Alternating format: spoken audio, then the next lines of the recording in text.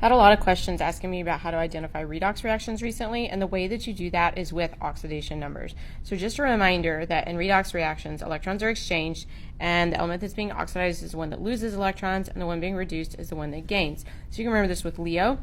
Lose electrons oxidation, gain electrons is reduction. Leo says GR. Or you can remember it with oil rig. Oxidation is loss, reduction is gain. So we decide if it's losing or gaining electrons by assigning these oxidation numbers, and here's your rules. So elements are always 0. Monatomic ions are the same as the charge. 1A metals are +1, 2A metals are +2. Fluorine is -1. Oxygen is usually -2. Hydrogen is usually +1, always if it's paired with a nonmetal. Okay, and then aside from that, common ions take their usual charges. So if we look at a reaction like this and you're trying to decide if it's a redox reaction, you simply assign oxidation numbers. So here's an element, so it's 0. Here's an element, so it's 0. Hydrogen will be +1, oxygen will be -2.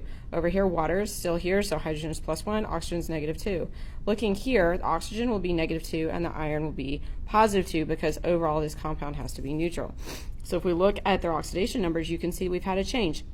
Iron goes from 0 to +2, oxygen goes from 0 to -2. Therefore, this is a redox reaction. If you're justifying this on the AP Chem exam, you should state the oxidation numbers that are changing from one atom to the other, from the reactants to the product, so that you can be guaranteed to get your full points.